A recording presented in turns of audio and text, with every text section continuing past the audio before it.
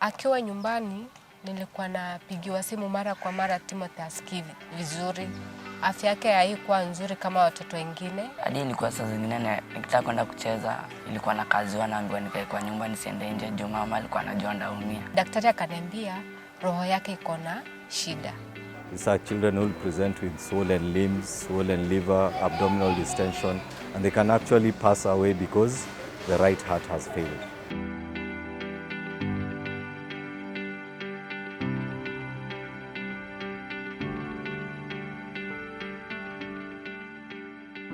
Mimi ni mama ya Timothy, Sifuna Waswa. Timothy ako na miaka 15 saizi.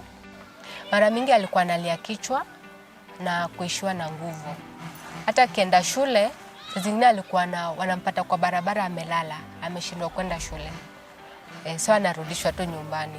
Saa zingine hadi na feel weak, sikuwa naweza kwenda shule sana, nilikuwa nikienda home. Naenda shule siku moja, siku nyingine nakaa home.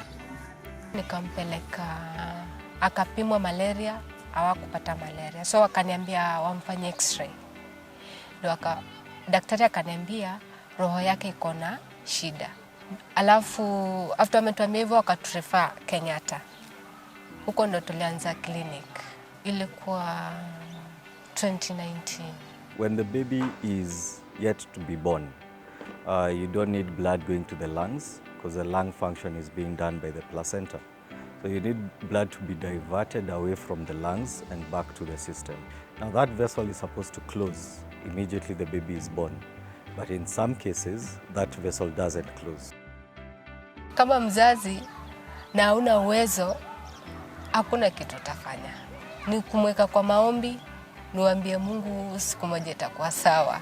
Most of the cases that we are called for would be a preterm who it didn't close. Why a preterm is because the vessel might not be mature enough to respond and close immediately the baby is born. Any child who's born and gets a chest infection early, or those who are born, you hear a child was born in distress, born panting, then it can't remain open for quite some time. Those who are born at term and it doesn't close, there's no cause that has been found that if this happens, it will remain patent. 2021, mwezi wa 11, nilipata jumbe 2 kutoka kwa rafiki zangu tofauti. Walikuwa nasema kama unajua mtoto yote mwenye ako na shida ya roho, umlete Gertrude, watapata usaidizi. Kafanywa echo, CT scan,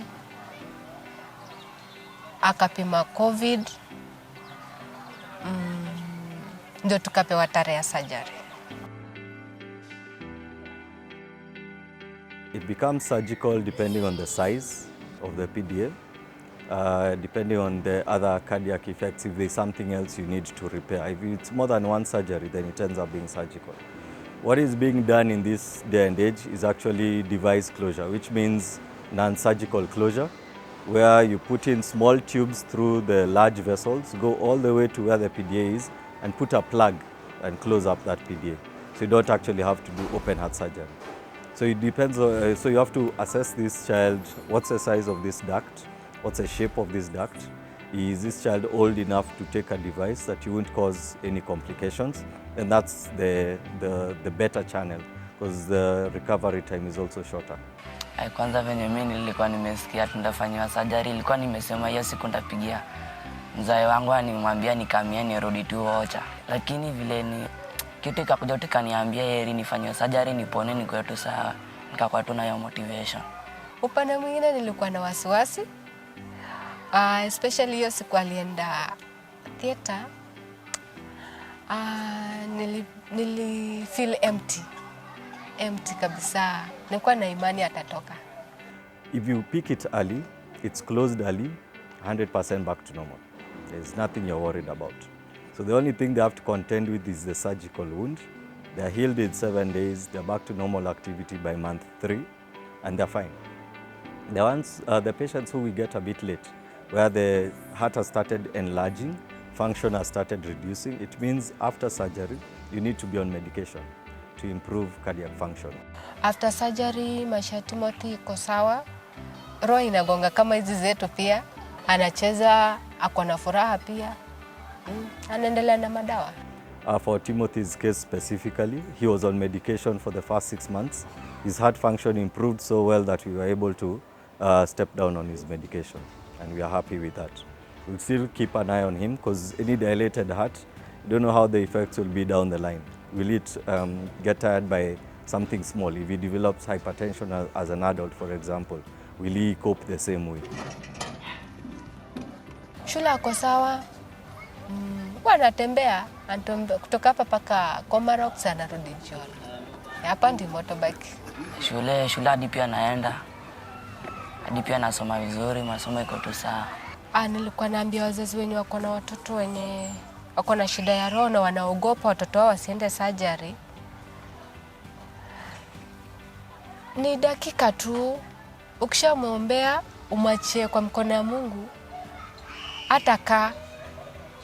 atarudi akiwa sawa na atakuwa na hiyo future yenye unatamani kama mzazi mtoto wako akue nayo. So the stigma with heart disease is, one, we don't communicate well as doctors. As we were saying, we use too much jargon.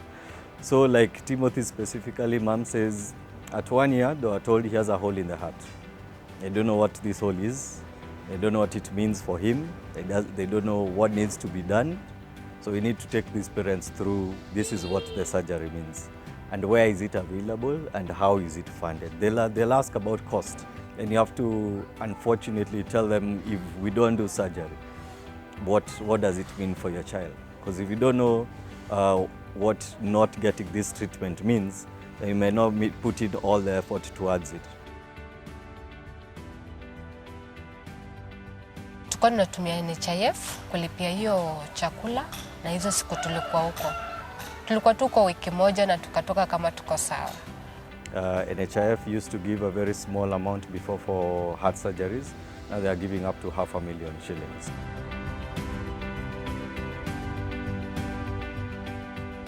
Nafurahi sana, especially shukrani zangu narudishia Gertrude.